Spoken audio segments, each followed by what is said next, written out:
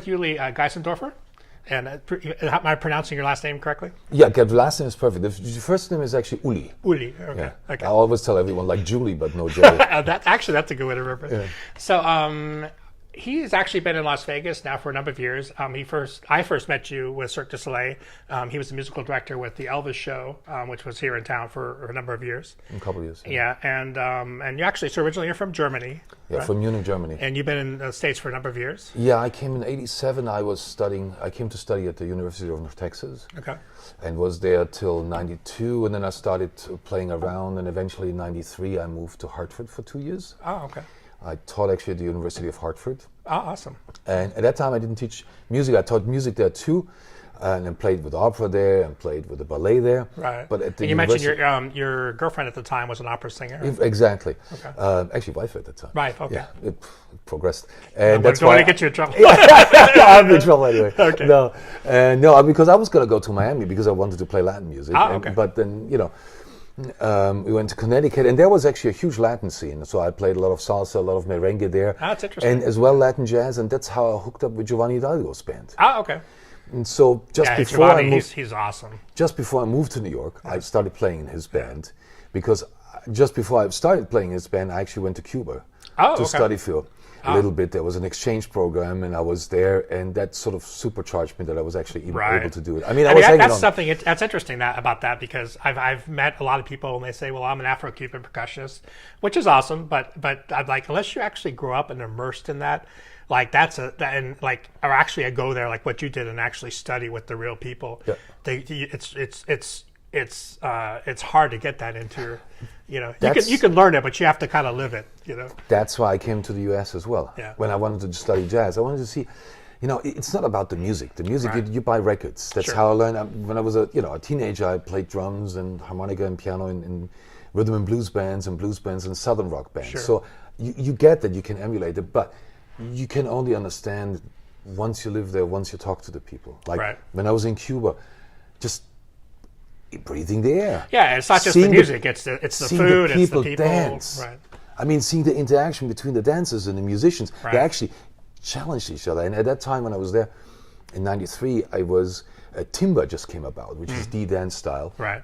Now, and so that just came out Songo, and it was literally the dancers would come up with new movements, and then the percussionists come up with new breaks, and it was like... So it's like a communication. It's a wonderful thing, yeah. So then you lived in New York a number of years too. 15 years, and played with a number of household names. One of them was Bobby Santabria, which is an interview I just recently did with Jazz in Europe magazine. Yeah. But so many others too, right? Yeah, Bobby's is amazing. Actually, we played with him together with my big claim to Latin Jazz. We got Grammy nomination. We're still playing at times, which is William Cepeda, trombonist from Puerto Rico. He was the first one to really fuse bomba and plena and jazz.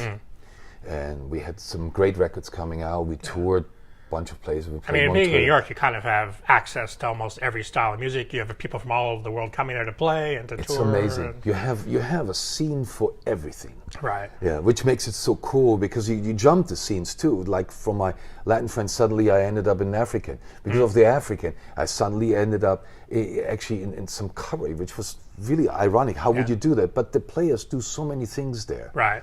Yeah, and you have to, it's so competitive too. You have to step up your game, right? It sort of forces you to do that. I think that was like when I went to Musicians Institute many years ago. Oh, you did? Yeah, in the mid-'80s. And, Howard Roberts was still there, the original staff, Tommy Tedesco. But the cool thing, and one of the reasons why I actually went there was because I wanted to study with guys that were actually doing it, the guys that were in the studios every day. Exactly. Because it really kind of forces you to step up your game. Very much so. So it's an interesting, I like that. I like that feeling, like where you're like, okay, I'm struggling, but that's when you're really learning. Oh, it was beautiful. Yeah. Every day you did something different. I did flamenco jazz here, then I did some Indian crossover stuff. Right. I ended up doing a lot of cabaret, being on tour actually with Utulempa, wonderful cabaret, maybe the top star of cabaret. Yeah. So tell me about how did you coming to Vegas with Cirque? How did that come about? We were living in New York, and I had one child, my daughter, and then we had a second child, my son Leonardo, and we lived in a 2-bedroom apartment with a big grand piano. Actually, not this one. He was even living with mine is now living at the Dispensary Lounge. Oh, okay. From that time, with a drum set, with 1,000 CDs, with 1,000 books, records, and a big dog, and it was just like we needed to move. Right. Yeah. And it's just expensive to live in New York. Well, I was okay because my rent was basically the same for the whole time I lived there. Okay. But therefore, my apartment too had one room where it really rained in. Sure. One time we had 3 gallons of water overnight. Okay. So it was just time to move because the landlord was just not as up on things as he should have been. Okay. So it was like, what are we gonna do? Maybe we're looking for a house to buy in Jersey, which was at that time, a lot of people moved out there because it was affordable to buy something. Maybe go back to Europe. And then a couple of things I forget, even a friend of mine said, why don't you check into Circle again? You worked with them before, which I did in 97, 98. I did a show with them in Europe.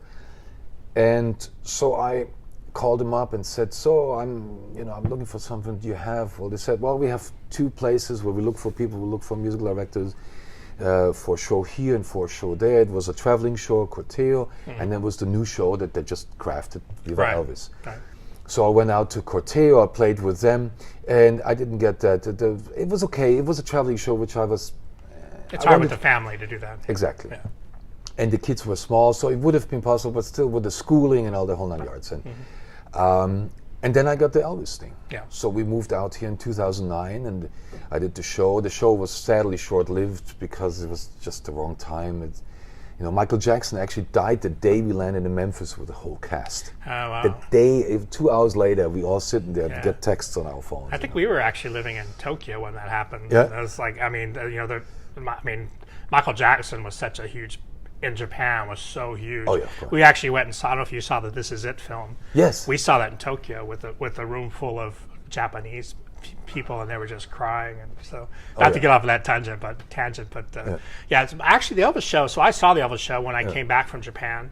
I was there with Cirque du Soleil also, and the show was great. The music was great. You guys actually were able to kind of rework some of the songs, and it was really an interesting show. We had a guy actually from Montreal who did a lot of the sampling of Elvis and then put it together, and then we had a live band which was great. Yeah.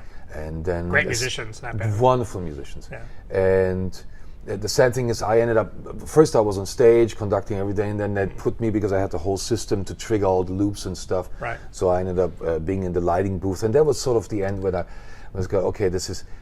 Yeah, it's kind of not what you wanted to do. Not what I signed up for. I went to them. Okay, so that's Plan E. What's Plan B? That there's no Plan B. Yeah. I said okay. So I did the openings and all that stuff, and eventually it was time to. And then the show didn't last, unfortunately. So since you've been here, I kind of call you the jazz ambassador because you manage the entertainment for a club called the Dispensary, right? Which has basically become. There really aren't any jazz clubs, or not too many in Vegas anymore. There's only one. That's really one, yeah. So that's basically the main jazz club, and you guys have national, local. You're the entertainment director, I guess you would say, or the they call me the curator. The curator, yeah. Actually, that's true. Actually, that's a better way to put it. I started that actually almost exactly 7 years ago. It was in the beginning of February of 2012. And it came about that the new bartender, John, his sister is Vindy Karyanis, who you know as well, the singer. Yeah. And so the weekends were dead, and John said, my sister's a singer, why don't we do a weekend? Right. And the weekend was a huge success. Okay. And then Adele talked to me, and I talked to Adele. I said, okay, if we do anything musical, I want to create a jazz series. I want to create real music series. Right. Not like lounge act and here. they had the Blue Note here for a bit. That's right. And it just didn't last. And Vegas is a funny market, not only for just music, but shows in general, because it is a certain thing. People come here to party and do whatever they do. It's entertainment. But yet, the city has grown into actually quite a large city. I think we're almost a 3 million, or approaching that anyways. Somewhere, yeah. So just actually as a city unto itself, there's a scene. There's definitely people. There's a lot of world class musicians that live here. So that's a lot of people to draw from. Just even local musicians. Right. And all the people that retire here, they love jazz. Right. So there's a whole older community that just actually keeps us alive too. Right, and they really haven't, besides the touring acts, they really haven't had a local place to go. Right. And then so the Dispensary, I was going like, okay, we do real jazz, and we do music for the music, so people come there to actually check out the music. And it took a moment before actually the owner even caught on to the idea, and then she saw which people came in, and when Marsalis came and played with us, and then I started teaching a couple of years prior at the university. Yeah, so I'm going to ask you about that in a second. Right, and so I started a lecture series there, and so whoever came to the lecture series, then I play at night at the dispensary as well. So we Right, did like you a tie it double. together. I Sure. tied it together. Thus, I was able to create really great artists. And that's something actually that I really like about what you're doing, because you're actually very active on social media promoting the shows, Yeah. and you take and you're active as a player too, not just booking acts, and so you're kind of like the curator, like you said. It's all encompassed into that in what you're doing. Yeah, and then on the weekends I'm there. Every first Right. Wednesday I do the jam session, and well, it's my form of therapy. Yeah. That's you know, awesome. you though. have It's to awesome. have the musical outlet. And you're really creating. You created also a platform for young players in town to have That a was- place to play. That was a very important thing for me. Yeah. That all the kids that I see at the university, many of them actually started at the dispensary. Right. And we nourish them and go like, play again and get them again. And I give them feedback too. I go like, that sounds great. Think about how you present it. Well, that's something else I really like about you, because I mean we've actually done a few gigs together. We were just talking about that. But what I liked about you was that that I don't want to say jazz snob is a weird word, but you're totally not that. That you're very open.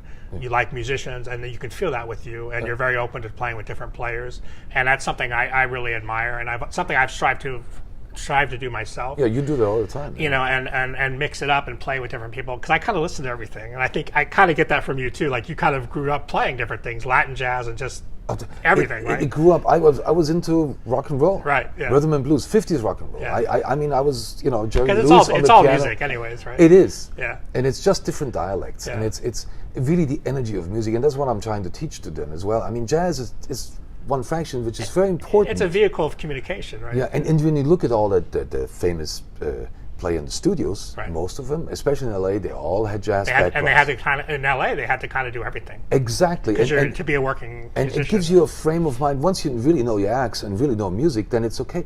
Then you can realize, okay, this is perfect right now. Right. So let's talk about so your teaching. So since you've been here, now you've gotten really heavily involved in UNLV, which is our local university, and it's actually a world-class music program. It is. And so tell me about how that's going for you. I know you've won some Downbeat awards, and We did.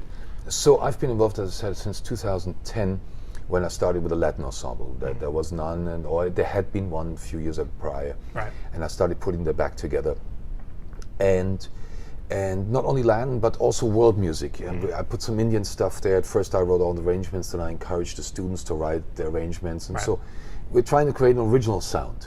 So it fluctuates every semester who I have, how Sure. strong the writing is, and what we can do from it. Yeah. And it's sort of and it's a large school. I mean, I don't know how many people attend that school, but it's in the many thousands. Yeah. The music program, unfortunately, is not as big. Right. But the school, all the professors there, and all the teachers are there are into music. Nobody's there just living out their academic life. Right, and I mean, having a university in Las Vegas, by its very nature, it's going to be a bit different than Right. a university in Iowa Spokane. or whatever. Yeah, exactly. Yeah, exactly. No offense, okay. And the cool thing is, there's a direct extension, especially with Dave Loeb. He puts on shows on the Strip. I put on shows as well, and I always involve students. Right. And as well, guys that come in from the outside with some great players, like that played with me and talk about my album in a second, the new one where the ex-players are on there. Sure. And they come to here, and we go like, okay, why don't you do your masters at the university? So we get an influx of great players that then push the young players to becoming Right. to step up their game. And they get exposed to those world-class Absolutely. players. And I think that's part of the success of the program too, that you really have, there's immediately a real world extension. Right. And so That's what important, because I think in a lot of academic settings, sometimes you don't really have that real world attachment. And I, not to single out any particular school or whatever, but that's like, again, when I went to Musicians Institute, that's part of my thing, was I wanted guys that were actually really out there making a living teaching me. Exactly. It's important because they have a different perspective than just the academic world. They're both valid, but Yeah, and you go to their gigs and you see them perform. So it's not just talk, but it's Right, like, oh exactly. wow, now what he was just talking about, and you learn so much by the impression you get, the energy on a gig. Sure. And so that's very important. So you guys have won a number of awards with that ensemble. I did. The Latin Ensemble, we won 4 Downbeat Awards. In 2015, we won even first place. So what's the actual name of that? Is this the UNLV Latin Ensemble? The official name is the Latin Jazz Ensemble. Okay. Really catchy. So people can people find that on YouTube if they want to search? Yes, they find it on iTunes too. One record, actually the winning record, I put out on iTunes. So what's the title of that record? I think it's called Latin Journey. But UNLV Jazz Ensemble. It's called the UNLV Latin Jazz Ensemble, Latin Jazz. Latin Journey. Or if you Google my name, it will come up as it's associated. And I'll put the links for you guys for you for the albums and also for the UNLV Ensemble, so you guys can find that. Cool. So what do you see the future for you? Like you're working on some recordings of your own too? Right. So the future, well, it's very multi-layered actually. Yeah. Well, so actually, let's talk about that, because you actually just started your own record label. I did. As a nonprofit. Yes. So that's challenging. Right? It is a big challenge. No, well, it's not only having your own company. What's the name of the record label? The label is called Vegas Records. Okay.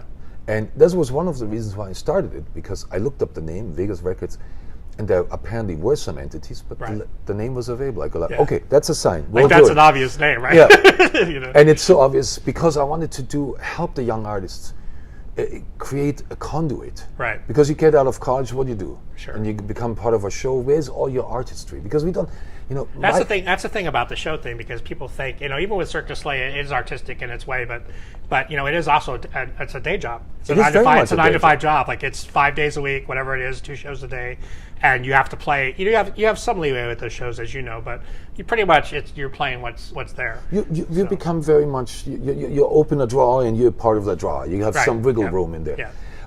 And that's the whole thing is, being a musician is great, but really my creed is we don't need more musicians, we need more artists. Right. Because artists reflect upon the world. They're not always, it's not necessarily always the same thing. No, it is not. Right. Because the one is more the person who does the job, the other is the person as well that creates jobs and creates new ideas and reflects upon the world. Knows how to communicate. Yes, right. Very much so.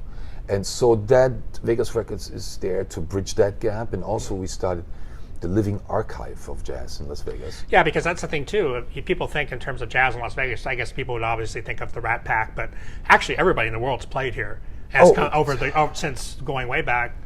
Since the 50s, all the major jazz players had residencies here. Some stayed, but all of them came in. It's the big bands, Buddy Rich, Count Basie. Right. I mean, Count Basie backing up with Quincy Jones. Or Buddy Rich with Frank Sinatra, right? No, well, as it was Count Basie actually with Quincy.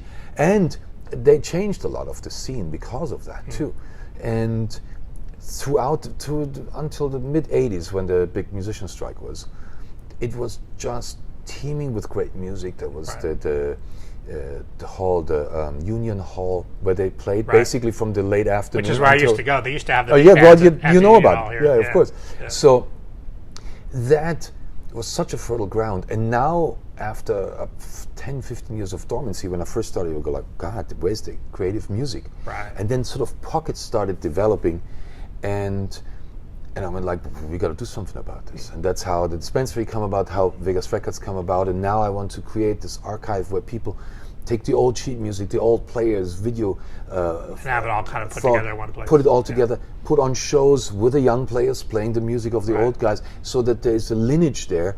And because I think, along with that idea, something with social media, that's the whole thing has changed. But so part of what we talked about is you're going to actually start doing even more Facebook Live from the Dispensary. Absolutely. And once he starts getting that rolling, I'm going to actually post that to some of our social media pages, because I really like to expose the world-class players that live here. Yeah. I mean, we have guys that play with Celine, guys that play with everybody, Santana, like everybody you can think of live here in town. And they play the Dispensary. And then they come in from LA. I have so many great cats coming from LA. Yeah. Sometimes they take a couple of days vacation. And they come in.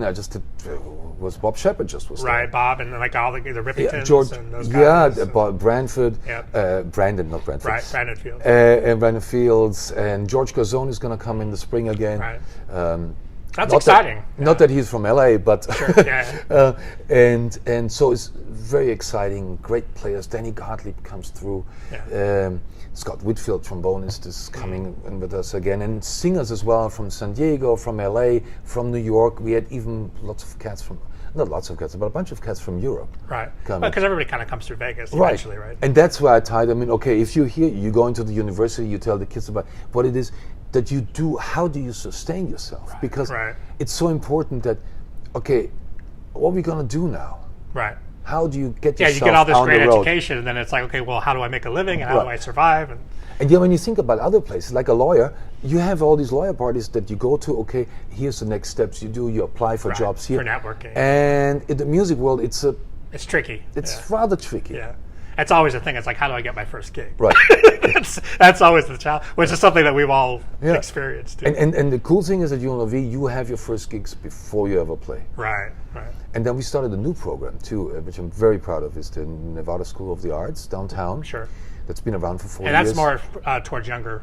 Yes, people, that's right? more high school and even some middle school. We even have a trumpet player that was 10 years old who is just crazy good. Wow. He's this little guy who came in. Oh, he was perfect, his audition. He was sitting there, and Kenny Ram was the artistic director for last year. And he came in, and the little guy had the same trumpet as him. Oh, wow, that's funny. And you go, like, okay, all right. So what would you like to play? And he said, well, I'll play this. I want to start with, what was it, Autumn Leaves. And I said, okay, do you want me to stand up? No, I can't. I got it. At 9 years old, at that time, you go like, no, I got it. I'm like, okay, good. He's all right. Yeah. I mean, and those are the things that really are amazing because you see them all come up. Right. And they're at NSA, I do something different. You know, I have them sing everything. I have them play by ear. We even did some free stuff. It's just Just to kind of developing, expand their brain. developing their ears. Right. You know, because mechanics is mechanics. Yeah. You do. Let me have you play a little bit for Sure. us, because I mean, obviously, many folks here on social haven't heard you play.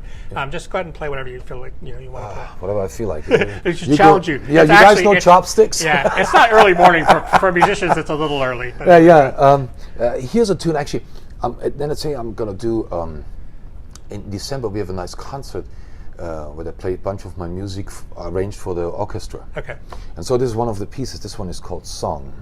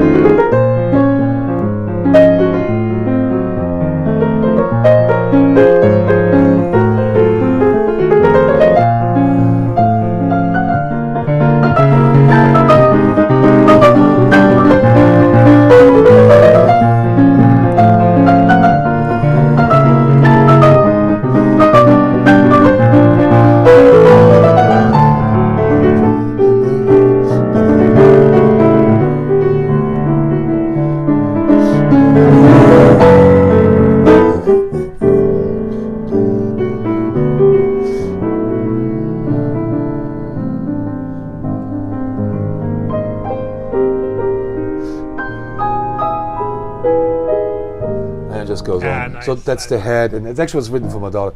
Nice. Actually, I wrote that when I was on tour with Groove Collective, and Okay. we used that van, Yeah. just like That's that. kinda great. Is when you go to break out the shake. Yeah, exactly. And then finally, I went like, I gotta get a melody, and then she was born, and I sort of improvised the melody. Suddenly, I could play the song. Yeah, It was great. That's cool, man. Yeah, Well, thanks so much for taking the time. I part of my mission with jazzineurope.com and also just in general is to showcase people that are awesome players. Obviously around the world there's great players, but in Vegas we have a particular unique situation. It is a unique and with you situation. too, basically heading up the whole jazz scene here now. I think that's really awesome to be able to kind of introduce you to people and I'm very happy about that. that's awesome, and I think hopefully we'll do some more Facebook Live stuff with you and really showcase the club, and I think it definitely deserves some light in the world. You know? And here, I want to show that to you. Okay. Is because I have now 3 releases on Vegas Records for this year. Oh, okay. The first one was a sort of a klezmer jazz crossover that it was laying there, and since I had the own label, we started bringing out, and the Barry Govsky suite. So it's Alicia, how do you say the last name? Alicia Swiegels. Swiegels. She's in New York. Oh, okay. And she's a great klezmer artist. Awesome. And then this is the UNLV CD. Okay. The UNLV, so I'm bringing now out all the UNLV jazz CDs. Right. The big band is on there, the Latin Ensemble is on there, and some of the small groups. Yeah. And this is the trio CD actually of the resident trio at the Dispensary, and that just came out. That's on the ballot of the Grammys too, where we're just voting. Okay. And so we'll see how far it goes. Oh, I like the presentations. Yeah, it's awesome. Yeah, I'm looking forward to have really artistic, high level quality as well in the presentation. Because people nowadays, you watch and you listen with your eyes. Yeah, it's interesting. Yeah, that the whole world's changed, right? Yeah, With very much video so. and social media and all that. So. Oh, hello. You're popular. Oh, there's your wife calling. So it's probably our time to go. Yeah, exactly. Thank you so much for taking your time and playing and what you're doing for the jazz scene in Vegas is super awesome. Darrell, it's been my pleasure. Thank you so much for having me. Great. Yeah. Thanks, guys, and I'll see you later. Yeah, look for Uli's information. I'll put down the end of the video, and you can find him and also the UNLV Jazz Ensemble. They do great work. So great. Thanks a lot. Cheers from Vegas. Cheers.